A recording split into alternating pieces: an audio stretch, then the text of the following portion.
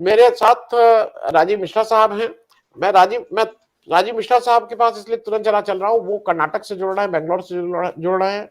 आप सीनियर लोग हैं और आप मूल रूप से प्रिंट मीडिया से हैं, और प्रिंट मीडिया वालों के लिए ये जो शाम का समय होता है जब खबर फाइल करनी होती है, और खास करके आज इस समय का समय जब कर्नाटक इलेक्शन अनाउंस हो गए हैं, मैं समझ सकता हूं कि आपकी इस समय बहुत ही ज्यादा व्यस्तता होगी।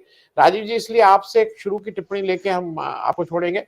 राजीव जी, इलेक्शन अनाउंस हो गए, 10 मई को वोट और 13 मई को गिनती।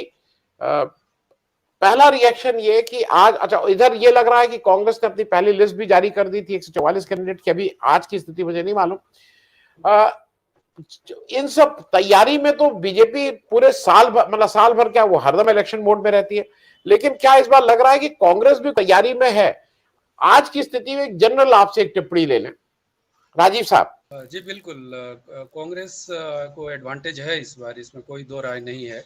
और जिन परिस्थितियों में, जैसा कि आपने जिक्र किया कि 2018 के चुनावों के बाद जो स्थितियां पैदा हुई, त्रिशंकु विधानसभा सामने आई, और उसके बाद जिन परिस्थितियों में भाजपा की सरकार बनी और 3.5 साल के शासन के बाद जो सामने चीज़ें आई हैं, उसमें निश्चित रूप से भाजपा के खिलाफ एक एंटी इनकम्बेंसी है। और अब ये देखना है कि कांग्रेस उसको कितना एक्सप्लॉइट कर पाती है, कितना भुना पाती है। लेकिन जिस ढंग से कांग्रेस की तैयारियां चल रही हैं और जिन मुद्दों को वो उठा रहे हैं, और जिस तरह से कांग्रेस की एकजुटता, हालांकि डीके शिव कुमार और सिद्धरमैया को लेकर के बातें होते रही हैं कि कांग्रेस में कहीं ना कहीं इंटरनल कन्फ्लिक्ट है, लेकिन पिछले अगर कुछ महीनों के, 1 महीने की बात करें या 15-20 दिनों की बात करें, तो ऐसा कोई बयान नहीं आया है, चाहे डीके शिव कुमार की बात करें या सिद्धरमैया की या उनके समर्थकों की, जिससे ये लगे कि हाँ, कांग्रेस के भीतर वो चीज़ें फिर से सामने आ रही हैं। लेकिन इसके उलट बीजेपी के अंदर सीटी रवि या विजेंद्र के बीच में जो जिस तरह की बयानबाजी हुई है, उससे बीजेपी का इंटरनल कन्फ्लिक्ट सामने आया है।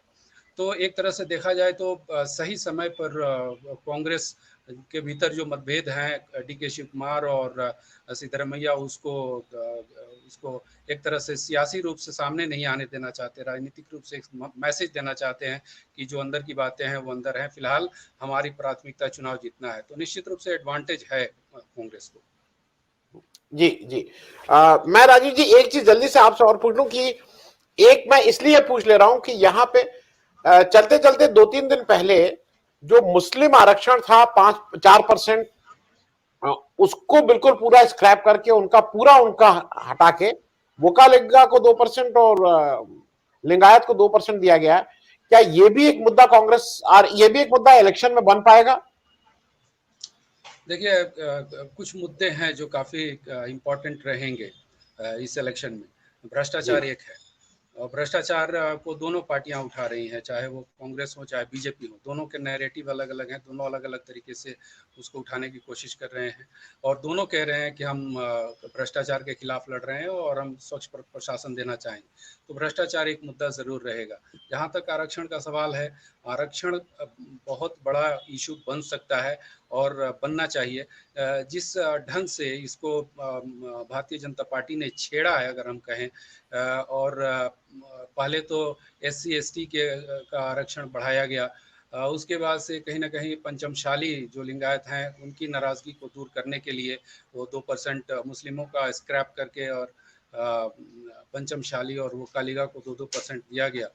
तो और उसके बाद जो इंटरनल जो मैट्रिक्स है उसमें भी छेड़छाड़ हुई है, और जिस तरह से आंदोलन सामने आए हैं और येड्रप्पा के घर पे पथराव हुआ है, तो निश्चित रूप से जो अपोजिशन है उसको एक्सप्लॉइट करेगी, और बीजेपी इसको फायदे के लिए, भले ही ये एक दांव चली थी, लेकिन ये उसके लिए कितना नुकसानदायक होगा या कितना फायदेमंद होगा वो देखना पड़ेगा, लेकिन इशू ये जरूर इफेक्ट करेगा इस इलेक्शन में। जी, मैं एक छोटा सा प्रश्न आपसे इसलिए ले लूं क्योंकि उसके बाद फिर आपको जाना होगा।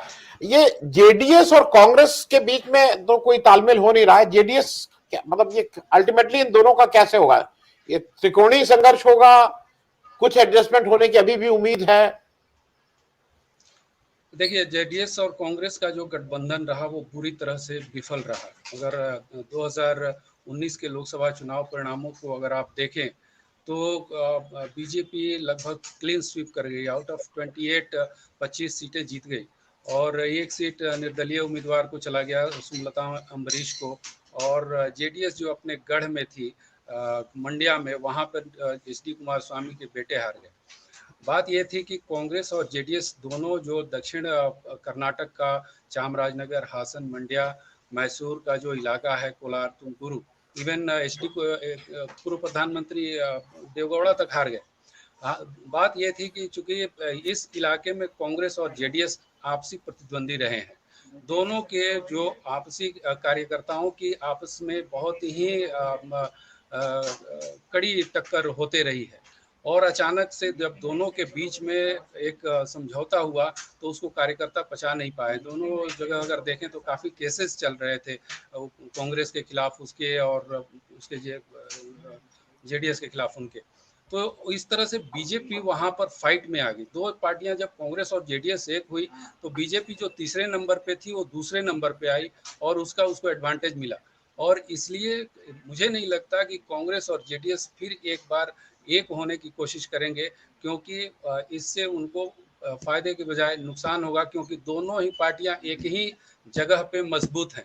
उत्तर कर्नाटक में बीजेपी स्ट्रांग है, जो लिंगायत बहुल इलाका है, और वहाँ पे कांग्रेस की मौजूदगी है। लेकिन दक्षिण कर्नाटक में दोनों को अगर साथ आते हैं तो खामियाजा भुगतना पड़ेगा। लिहाजा कोई अभी तालमेल की संभावना दूर दूर तक नजर नहीं आती। जी।